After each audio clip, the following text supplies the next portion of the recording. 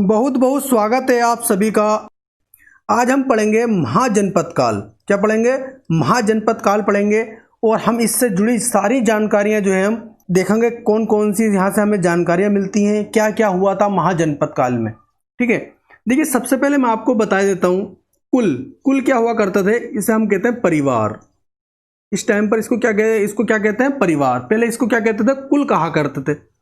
इसी तरीके से जब कई सारे परिवार मिलते हैं तो उसको क्या कहते हैं? ग्राम। क्या कहते हैं? ग्राम बन जाते हैं। कई सारे परिवार जुड़ने के बाद में उसको क्या कहते हैं? उसको जो है ग्राम कहा जाता है। कई सारे ग्राम मिलने के बाद में उसको कहा जाता है विश, या हम इस टाइम पर उसको क्या कहते हैं? पंचायत। क्या कहते हैं? पंचायत। कई सारी विश मिलने से यानी कि पंचायत मिलने से जन बन जाता है, जिसको हम कहते हैं कस्बा। क्या कहते हैं?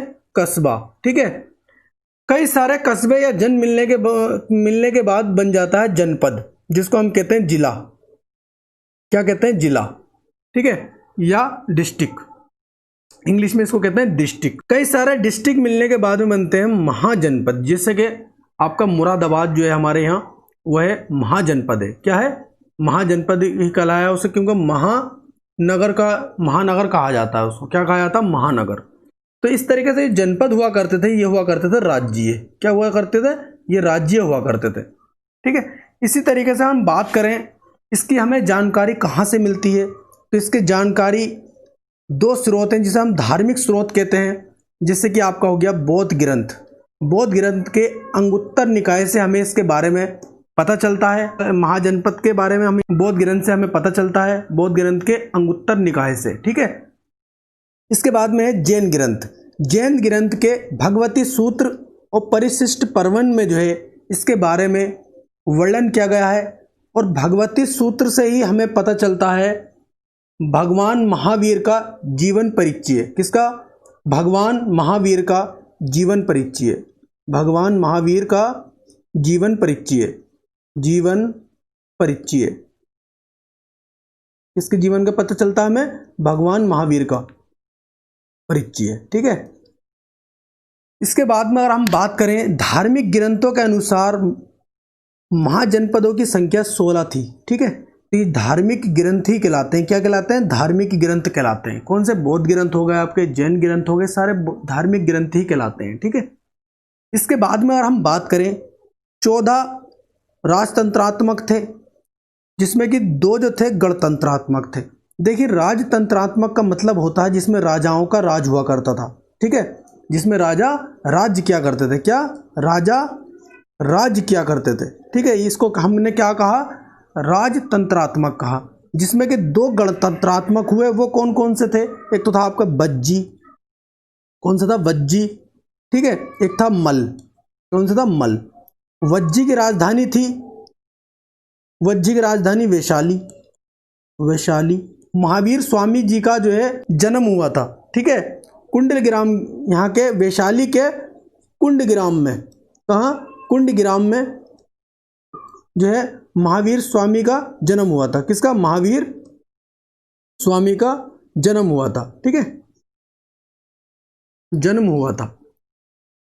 मल की अगर हम बात करें, इसकी राजधानी कुशीनगर। क्या थी? कुशीनगर। कुशीनगर में ही गौतम बुद्ध को उनकी मृत्यु जो थी कुशीनगर में हुई थी। कहाँ हुई थी? कुशीनगर में उनकी मृत्यु हुई थी। इसके बाद में हम देखते हैं प्रजातंत्र। एक चीज होती है प्रजातंत्र। प्रजातंत्र का मतलब होता है, प्रजातंत्र का मतलब होता है जनता के हाथों में सारा जो है कार्यभार, एक तरह से अगर देखा जाए तो जनता जो है अपना फैसला खुद क्या करती थी। क्या करती थी? जनता अपना फैसला खुद क्या करती थी। इसी तरह गणतंत्रात्मक का भी यही होता है। इसमें क्या होता है? जनता के द्वारा चुना जाना ही गणतंत्रात्मक कहलाता है। ठीक है, ऐसे होता है गणतंत्र। गणतंत्र का मतलब होता है कि सर्वोच्च पद अनुवांशिक ना हो। कैसा? सर्वोच्च पद जो है अनुवांशिक ना हो। ठीक है, सर्वोच्च पद जो है अनुवांशिक ना हो। सर्वोच्च पद का मतलब क्या हुआ?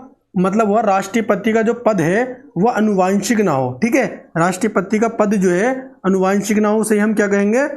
अनुवांशिक का मतलब क्या होता है? अनुवांशिक का मतलब होता है कि जैसे कि मान के चलें राष्ट्रपति है, उनका कोई बेटा है वो राष्ट्रपति, उसके बेटे का बेटा वो राष्ट्रपति। तो इस तरीके से जो है ना कोई भी ऐसा ना हो कि उसमें से जो है चुन के जाते हैं। कौन? राष्ट्रपति का क्या होता है? अगर हम राष्ट्रपति की बात करें तो अप्रत्यक्ष रूप से उनके चुनाव होते हैं। किसके? राष्ट्रपति के जो है चुनाव अप्रत्यक्ष चुनाव होते हैं। अप्रत्यक्ष का मतलब हमारे द्वारा जो चुने जाते हैं राज्यसभा और लोकसभा के मेंबर, वो क्या करते हैं? वोटिंग करते हैं। किसके लिए? राष्ट्रपति के लिए। ठीक है, राष्ट्रपति के लिए वोटिंग करते हैं, तब जाकर राष्ट्रपति बनता है। ठीक है, चुना जाता है। एकल संक्रमणीय प्रणाली के द्वारा इनकी वोटिंग होती है। किसके? एकल संक्रमणीय प्रणाली के द्वारा। ठीक है, आगे देखते हैं। 16 महाजनपद और उनकी राजधानियां देख लेते हैं हम। 16 महाजनपद और उनकी राजधानियां, जैसे कि सबसे पहले हम बात करते हैं अंग की। अंग की राजधानी हुआ करती थी चंपा। क्या हुआ करती थी? चंपा। अंग की राजधानी हुआ करती थी चंपा, और ये कहाँ मिलेगा आपको? बिहार में। कहाँ? बिहार में। ठीक है, इसके बाद में देखते हैं मगध। देखिए, मगध की जो राजधानी हुआ करती थी वो बृहदत्त के समय की अगर हम बात करें तो बृहदत्त के समय की अगर हम बात करें तो गिरि ब्रिज हुआ करती थी। क्या हुआ करती थी? गिरि ब्रिज। और हम बात करें बाद में कई सारा राजाओं ने जो है अपनी राजधानी को जो है चेंज भी किया है, तो ज़्यादातर जो है राजगिरे मानी जाती है। क्या मानी जाती है? राजगिरे। मगध सबसे शक्तिशाली राज्य था। कैसा? मगध जो था सबसे शक्तिशाली राज्य हुआ है। सूरसेन की बात करते हैं हम। सूरसेन मथुरा में, इसकी राजधानी क्या थी? मथुरा थी। और ये कहाँ पर था सूरसेन? ये था आपका, सूरसेन था यूपी में। कहाँ था? यूपी में। ठीक है, सूरसेन कहाँ पे? यूपी में। काशी की बात करते हैं, काशी की वाराणसी थी राजधानी, ये भी आपका यूपी में। ठीक है, कौशल की बात करें, कौशल की राजधानी श्रावस्ती। कौशल की राजधानी श्रावस्ती, ये भी यूपी में। आपको ये याद करना पड़ेंगे, आपको ये रटना पड़ेंगे, इसकी कोई मेरे पास ट्रिक नहीं है। ठीक है, इससे बाद में बात करते हैं अस्मक। देखिए, एक अस्मक ऐसा राज्य था जो दक्षिणी भारत का था। कहाँ का? दक्षिणी भारत का था। ये कहाँ का? दक्षिणी भारत का। दक्षिणी भारत का। बाकी सारे उत्तर भारत में है। कहाँ है? उत्तर भारत में है। जो ये था अस्मक जो था ये कहाँ पे था आपका? आंध्र प्रदेश में। कहाँ? आंध्र प्रदेश में। ये जो नीचे वाला जो था आंध्र प्रदेश। ठीक है, यहाँ पर जो है ये दक्षिणी भारत कहलाता है। ठीक है, तो यहाँ पर जो है आंध्र प्रदेश में ये था। क्या उसकी राजधानी क्या थी? पोटली या पाटन। क्या थी इसकी राजधानी? पोटली या पाटन। इसके बाद में बात करते हैं चेदी। चेदी की जो थी राजधानी वो थी शक्तिमती। क्या राजधानी थी? शक्तिमती थी इसकी राजधानी। और ये चेदी जो था ये कहाँ था? ये भी आपका यूपी में था। कहाँ था? यूपी में। इसके बाद में वज्जी। वज्जी की राजधानी वैशाली। ठीक है, मैंने अभी आपको बताया था क्या था? गणतंत्रात्मक थे। कैसे थे? गणतंत्रात्मक। ठीक है, तो वज्जी आपका ये जो था आपका कहाँ था? वज्जी की राजधानी, वज्जी कहाँ पर था ये बताइएगा। ये थे आपका, ये भी बिहार में था। कहाँ था? बिहार में। बिहार में। ठीक है, एक आपका ये था मल। मल की राजधानी क्या थी? कुशीनगर। ये भी एक गणतंत्रात्मक राज्य था। कैसा? गणतंत्रात्मक राज्य। इसके बाद में बात करते हैं हम अवंती की। अवंती कहाँ था? अवंती की राजधानी कहाँ थी? उज्जैन। अवंती की राजधानी उज्जैन। ठीक है, और ये कहाँ था? ये था एमपी में, मध्य प्रदेश में। कहाँ था? मध्य प्रदेश में। पांचाल। पांचाल की कालपीय क्या थी? काम्पलीय। ठीक है, तो इसकी पांचाल की जो थी कहाँ थी? काम्पली। ये कहाँ थी? ये यूपी में थे। ठीक है, इसके बाद में देखेंगे हम कुरु। कुरु की क्या थी? इंद्रप्रस्थ, जो कि वर्तमान में क्या है? दिल्ली। ठीक है, इसकी जो राजधानी थी इंद्रप्रस्थ थी, दिल्ली। मत्स्य, ये विराटनगर। ये कहाँ थी? राजस्थान में। कहाँ थी? राजस्थान के जयपुर। ठीक है, जयपुर। वत्स, इसकी राजधानी थी कौशाम्बी। वत्स की राजधानी कौशाम्बी। ये कहाँ था?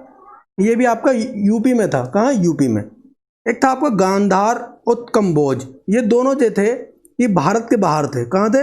भारत के बाहर थे। ठीक है, इसको आप याद रखेंगे, भारत से बाहर थे। ठीक है, आपने इतना बात अच्छे से समझ ली। बाकी देखो, दक्षिणी भारत का बस एक ही ऐसा राज्य था, ये दक्षिणी भारत में था। बाकी सारे आपके कहाँ के थे? उत्तर भारत के। उत्तर भारत। ठीक है, बाकी सारे आप ये उत्तर भारत के थे। बस एक राज्य ये था अस्मक, जो कि आपका दक्षिणी भारत का था। पाणिनि के अष्टाध्यायी से, ठीक है, पाणिनि द्वारा रचित अष्टाध्यायी, ठीक है, से पता चलता है महाजनपद कितने थे? 22 थे। पाणिनि ने अपने ग्रंथ ठीक है। अष्टध्यायी में क्या बताया है कि महाजनपद कितने थे? 22 थे। कितने महाजनपद बताए? 22 महाजनपद बताए पाणिनि के अष्टध्यायी से। तो इसमें एक चीज और बता देता हूं आपको मैं। देखिए, पाणिनि के अष्टध्यायी में से ही हमें पता चलता है कि संस्कृत व्याकरण का क्या चीज, संस्कृत व्याकरण, संस्कृत व्याकरण का जो पहला ग्रंथ था, पहला ग्रंथ वो कौन सा था? वो था अष्टध्यायी। कौन सा था? अष्टध्यायी। संस्कृत व्याकरण का पहला ग्रंथ अष्टध्यायी। इसके पहले 30 अक्षर हुआ करते थे। संस्कृत व्याकरण में कितने अक्षर हुआ करते थे?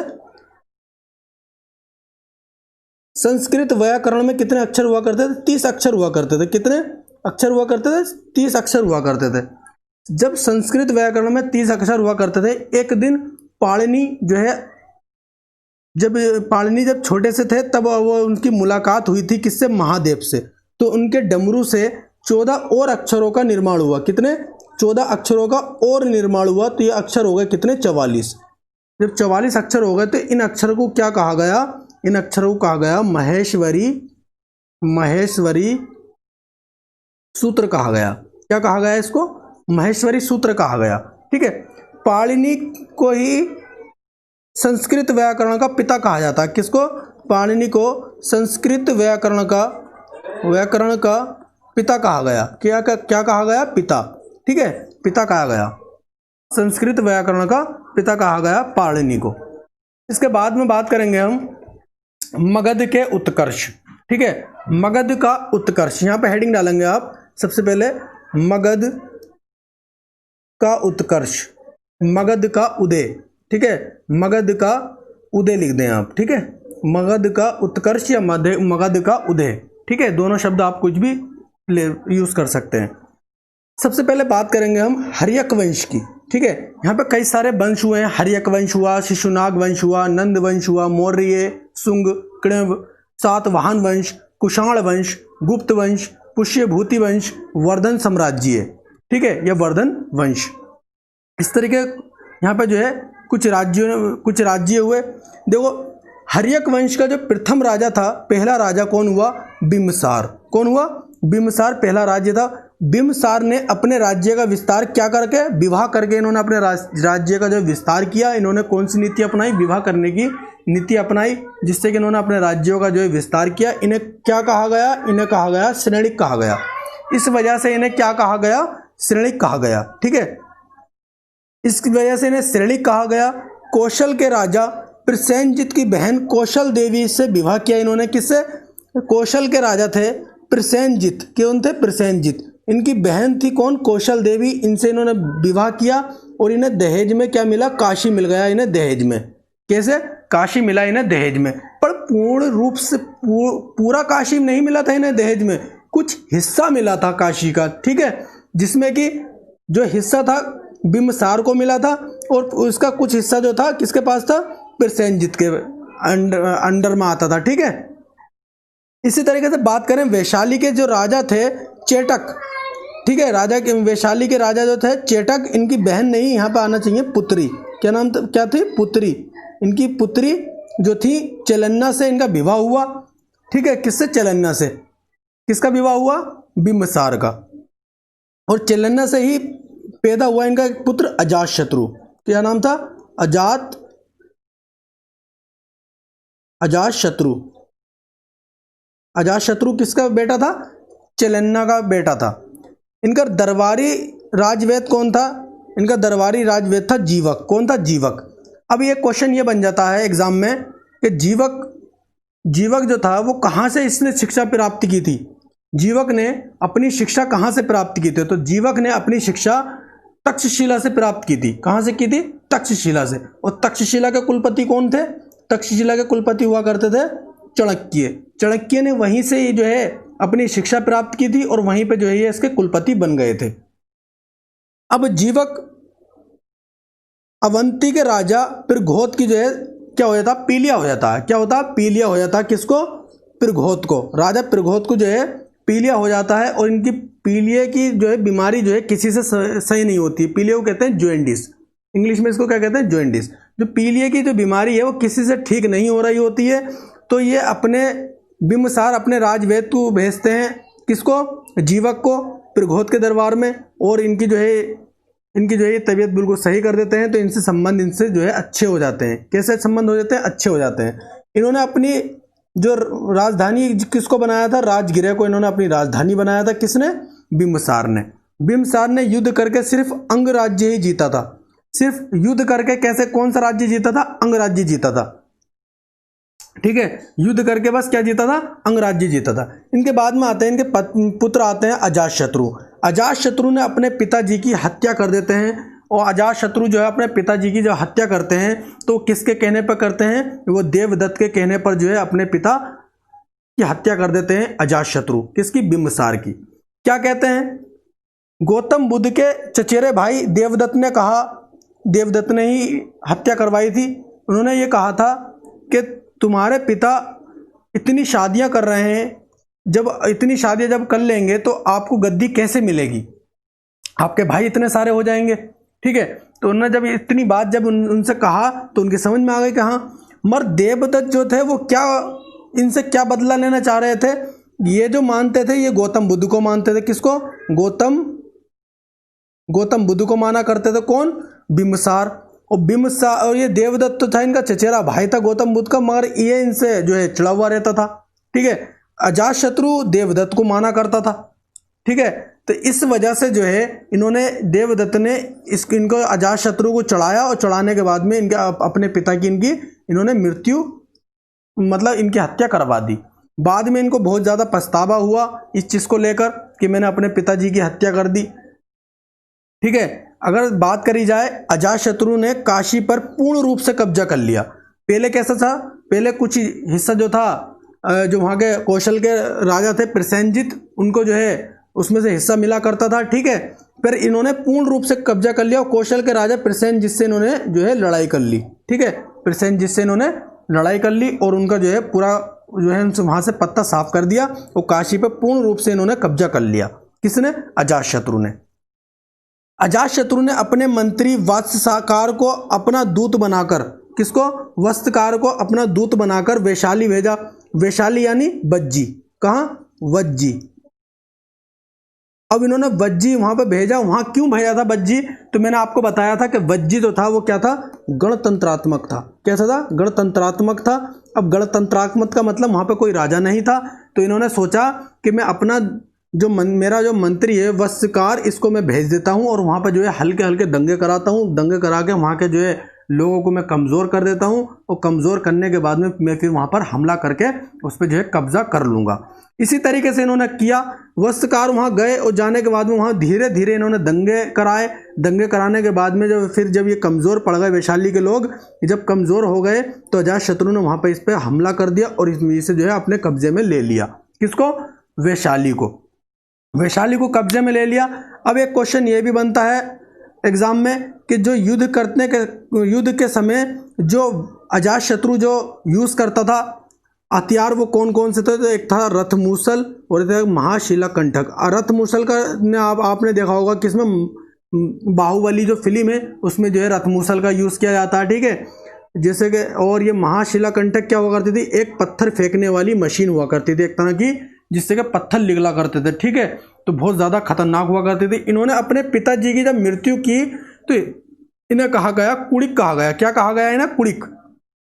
और पितृहंता, अपने पिता की हत्या करने वाला पितृहंता कहलाया। क्या कहलाया, और ये किसका बेटा था, चेलन्ना का बेटा था। ये किसका, चेलन्ना का बेटा। इसके बाद में उदयन आते हैं। उदयन ने अपने पिताजी की हत्या कर दी। उदयन जो है किसका बेटा हुआ, अजातशत्रु का बेटा था उदयन। इन्होंने अपने पिताजी की हत्या कर दी। अब इन्होंने पिताजी की जब अपने हत्या कर दी तो क्या होता है, एक चीज मैं आपको और बता देता हूं। इनके ही समय में, किसके, अजातशत्रु के समय में, एक चीज मैं आपको यहां और बताता हूं। अजातशत्रु के समय में क्या हुआ था, पहली बौद्ध संगीति हुई थी। क्या हुआ था, पहली बौद्ध संगीति हुई थी। बौद्ध संगीति, पहली बौद्ध संगीति हुई थी। पहली बौद्ध संगीति, दूसरी बौद्ध संगीति, तीसरी बौद्ध संगीति, चौथी बौद्ध संगीति आपको 2 मिनट में याद हो जाएगी। कैसे, आप याद करें, एक सूत्र, अका अका क्या याद करेंगे? अका अका। अका अका का मतलब हुआ अजातशत्रु, कालाशोक, अशोक, कनिष्क। आप ये याद करेंगे, आपको चारों जो है वो संगीतियां अच्छे से याद हो जाएंगी। क्या? अका अका। ठीक है, आप अका अका याद करेंगे तो आपको अच्छे से पूरी जो है वो संगीतियां आपको याद हो जाएंगी। ठीक है, और ये जो था, इसके बाद में देखते हैं उदयन। देखिए, उदयन ने अपने पिता अजातशत्रु को मार दिया, और मारने के बाद में इन्होंने क्या किया, इन्होंने एक अपने पाटलिपुत्र नगर की स्थापना की। कैसे? पाटलिपुत्र नगर की स्थापना की, इसको जो है कुसुमपुर भी कहा गया। कुसुमपुर के बाद में इसको क्या कहा गया? पालीब्रोथस भी इसको नाम दिया गया, और सबसे लास्ट में इसका नाम दिया गया पटना, जो आज के टाइम पे पटना है। ठीक है, तो उदयन का जो है इतना जो है शासन रहा। उदयन के बाद में क्या होता है? उदयन के बाद में हुए नागदशक। कौन हुए? नागदशक। नागदशक कौन थे? नागदशक। ये हुए अंतिम शासक। कौन हुए? अंतिम शासक। किसके? हर्यक वंश के अंतिम शासक। हर्यक वंश के अंतिम शासक कौन हुए? हर्यक वंश के अंतिम शासक हुए नागदशक। कौन हुए? नागदशक। इनकी हत्या कर देते हैं शिशुनाग। कौन कर देते हैं? शिशुनाग। शिशुनाग इनकी हत्या कर देते हैं। किसकी? नागदशक की। और ये शिशुनाग वंश की स्थापना ये कर देते हैं। किसकी? शिशुनाग वंश की स्थापना इन्होंने कर दी। किसने? शिशुनाग वंश जो है, शिशुनाग ने जो है शिशुनाग वंश की स्थापना की। इन्होंने अपने नाम पर ही इस वंश का नाम रखा। ठीक है, शिशुनाग ने कौशल और अवंती को जीत लिया और अपने राज्य में इसको मिला लिया, जो उज्जैन कहलाता। कौन सा? उज्जैन। ठीक है, उज्जैन। इसके बाद में कालाशोक। ठीक है, इसके बाद में कालाशोक गद्दी पे बैठे, राजा बने, और बौद्ध धर्म की दूसरी संगीति जो है इनके समय हुई थी। मैंने अभी आपको बताया था, अका अका। ठीक है, उससे आप याद कर लें। नंदीवर्धन। ठीक है, नंदीवर्धन शिशुनाग वंश के आखिरी राजा हुए, मतलब अंतिम राजा हुए। कैसे? अंतिम राजा कौन थे? नंदीवर्धन। इनकी हत्या कर देते हैं कौन? महापद्मनंद। कौन? महापद्मनंद। महापद्मनंद। महापद्मनंद इस जो है इनकी हत्या कर देते हैं। और ये होते कौन है? महापद्मनंद होते हैं एक शूद्र होते हैं। कौन? पद्मनंद। ठीक है, महापद्मनंद कौन होते हैं? ये शूद्र होते हैं। कौन से? शूद्र। कौन होते हैं? शूद्र। इनके साथ में बहुत ज्यादा जास्तियां करी थी, मतलब बहुत ज्यादा इनके ऊपर जुल्म करे थे। किसने? क्षत्रियों ने। इससे पहले जितने भी राजा रहे नंद वंश से, ये नंद वंश एक पहला ऐसा वंश था जो शूद्र वंश था। ठीक है, इसलिए इसे पहला शूद्र वंश भी कहा जाता है, नंद वंश को। तो ऐसा हुआ था, ये क्षत्रिय जो है बहुत ज्यादा जुल्म करते थे, इसलिए इन्होंने जब राजा ये बने तो इन्होंने ऑर्डर दे दिए कि जितने भी क्षत्रिय ने सबको मार दो। तो इन्हें दूसरा परशुराम कहा गया। दूसरा परशुराम इन्हें इसलिए कहा गया क्योंकि परशुराम ने 21 वर्षों तक जो है क्षत्रियों को मारा था। किसको? 21 वर्षों तक जो है क्षत्रियों को इन्होंने मारा था। किसने? परशुराम ने। महापद्मनंद ने भी क्षत्रियों को इसी तरीके से मारा। ठीक है, इसमें हुए 8 राजा। कितने राजा हुए? इसमें हुए 8 राजा। कितने राजा? 8 राजा हुए। ठीक है, जिसमें पहले राजा हुए महापद्मनंद। जब राजा बनते हैं तो इन्होंने हाथी गुम्फा अभिलेख, कलिंग, इन्होंने क्या करा? कलिंग को जीता इन्होंने। अब कलिंग को क्यों जीता? कलिंग में क्या था भाई ऐसा? कलिंग में थे हाथी। यहाँ के एक बहुत शक्तिशाली हाथी हुआ करते थे, और यहाँ पे एक था व्यापार। यहाँ का व्यापार बहुत ज़्यादा प्रसिद्ध हुआ करता था, इसलिए इन्होंने इसे जीतने की कोशिश जीता। और यहाँ पे एक नहर बनवाई इन्होंने, नहर का निर्माण कराया। किसका? एक नहर का निर्माण भी इन्होंने कराया। कहाँ पर? कलिंग में। कलिंग के जो राजा थे, कलिंग के राजा कौन थे? राजा खारबेल। ठीक है, राजा खारबेल थे। कहाँ? कलिंग के राजा थे ये। कहाँ के? कलिंग के राजा थे, राजा खारबेल। ये सारी चीजें जो कलिंग था, ये कहाँ था? ये उड़ीसा। ठीक है, ये सारी चीजों का जो वर्णन मिला है वो कहाँ से मिला है? चाणक्य के अर्थशास्त्र से। कहाँ से? चाणक्य के अर्थशास्त्र से। ठीक है, इस सारी चीजों का पता चलता है। इस चीजों से इसका पता चलता है किस तरीके से जो है जैन धर्म को ये माना करता था। क्यों? क्योंकि ने जैन धर्म की जो जिनसेन की मूर्ति थी सोने की, जिनसेन की जो सोने की मूर्ति थी वो इसने जो है ले गया था चुरा के। ठीक है, कहते हैं चोरी करके जिनसेन की मूर्ति ले गया। और वही चोरी करके जिनसेन की मूर्ति क्यों ले गया? क्योंकि ये किसको माना करता था? ये जो है जैन धर्म को माना करता था। अब ये कौन लेके गया था? ये ले गया था कौन? धनानंद। बात करते हैं हम धनानंद की। देखिए धनानंद की अगर हम बात करें तो ये अंतिम शासक हुआ किसका? नंद वंश का। नंद वंश का अंतिम शासक कौन हुआ? धनानंद। ठीक है, बात करेंगे हम धनानंद के। अब धनानंद को कहा गया है सिकंदर ने इसके समय ही हमला किया था। किसके समय? धनानंद के समय ही सिकंदर ने हमला किया था। इसे कहा गया अग्रमीज जैंद्रमीज। क्या कहा था? अग्रमीज जैंद्रमीज नाम से भी इसे जानते थे। जैन धर्म को संरक्षण दिया करता था, मतलब जैन धर्म का जो है ये अनुयायी मान सकते हैं। ठीक है, चाणक्य का अपमान किया था धनानंद ने। जब चाणक्य का अपमान किया तो चाणक्य ने जो है क्या किया? चाणक्य ने अपनी शिखाएं खोली, जो बाल हुआ करते थे वो उन्होंने खोले और कहा कि ये जब तक मैं नहीं बांधूंगा जब तक धनानंद तेरे साम्राज्य का अंत न कर दूं। ठीक है, तो इन्होंने एक कसम खाई थी और ऐसा इन्होंने करा भी। ठीक है, नंद वंश का आखिरी शासक कौन हुआ? धनानंद। कौन हुआ? धनानंद। इस तरीके से आपको अगर अब ये हमारी क्लास पसंद आई हो तो लाइक करें, कमेंट्स करके हमें बताएं कि आपको ये क्लास कैसी लगी। शेयर करें अपने दोस्तों के साथ में, सब्सक्राइब करना ना भूलें। Thanks for watching.